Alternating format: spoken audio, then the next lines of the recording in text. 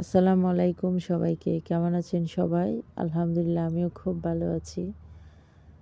তো সকালবেলায় ঘুম থেকে উঠে দেখলাম আম্মা সুপারি গাছ থেকে লোক দিয়ে সুপারি পাড়াইতেছে। আর আলিফা তো খুব কাজের, ওর মেয়েটা। তো ও খুব সুন্দর করে সুপারিগুলো কুড়িয়ে তারপর এনে রাখতেছে। সাথে ওর সাথে আবার আ আরও ২ জন বেবিও ছিল। আর আলিফা তো চাইতেছে ও একা সবগুলো কুড়াতে, তো একদম দৌড়ে দৌড়ে এনে রাখছিল।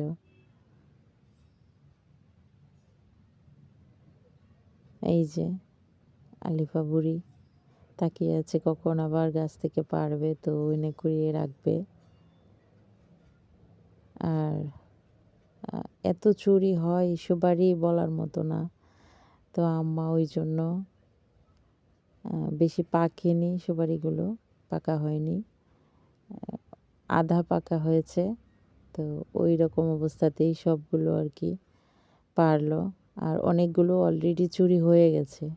আমার আম্মা তো আবার সুপারি খায়, তো আম্মার রিজিকে এইটুকুই ছিল আলহামদুলিল্লাহ।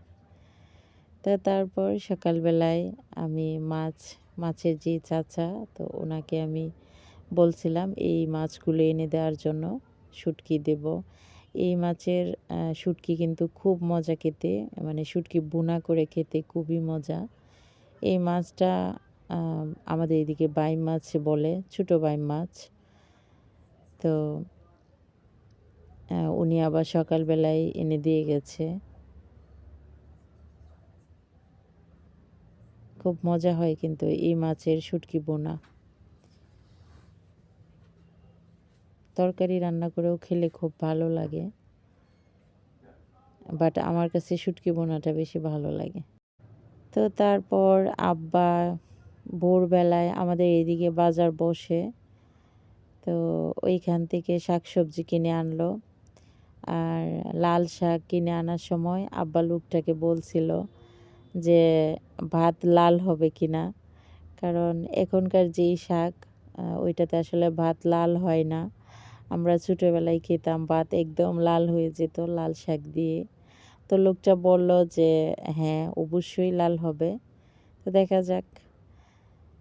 আর এদিকে আমি মাছগুলো কাটলাম, কেটে একদম পরিষ্কার করে ধুয়ে চালনাতে দিয়ে দিলাম, রোদে শুকাতে দেব তাই। আর আম্মা এদিকে দুপুরের রান্না শেষ করলো। আজকে ছিল পাতলা ডাল আমড়া দিয়ে, আর সাথে শুকনো মরিচ, আর ছিল লাল শাক। তো লাল শাকওয়ালার কথাটা একদম মিলে গেছে, খুব লাল হয়েছিল ভাত, আর খেতেও মজা হয়েছিল। তো তারপর আমরা দুপুরে খাওয়া দাওয়া শেষ করলাম। আর আম্মা বলতেছে শুটকিগুলো এক পিঠ শুকিয়ে গেছে, অন্য পিঠ যেন উল্টিয়ে দিই। তো আমি শুটকিগুলোকে একটা একটা করে আমি উল্টিয়ে দিচ্ছিলাম। এক পিঠ শুকিয়ে গেছে।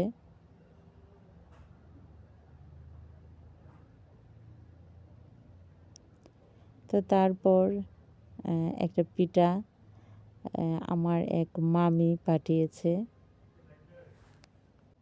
এই পিঠাটাকে আমাদের আঞ্চলিক ভাষায় বলে থামি পিঠা। শুদ্ধ ভাষায় কী পিঠা বলে আই ডোন্ট নো, বাট খেতে খুব মজার, দেখতে একদম কেকের মতো।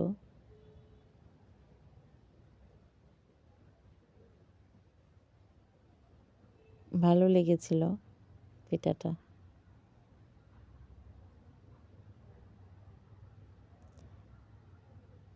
তো তারপর এই যে দেখুন শুটকিগুলো একদম শুকিয়ে গেছে, এক রোদেই অনেক শুকিয়ে গেছে।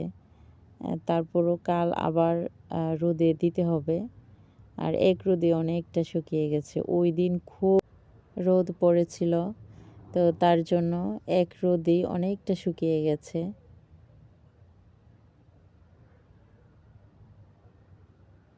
তো যাই হোক, তারপর বিকেলবেলায় হাঁসগুলোকে ঘরে উঠাতে হবে। তো ওই জন্য হাঁসগুলোকে খাবার দিয়ে দিলাম। তারপর গড়ে উঠিয়ে নিব। তো আজকে সারাদিন যা যা করলাম আপনাদের মাঝে আমি শেয়ার করলাম।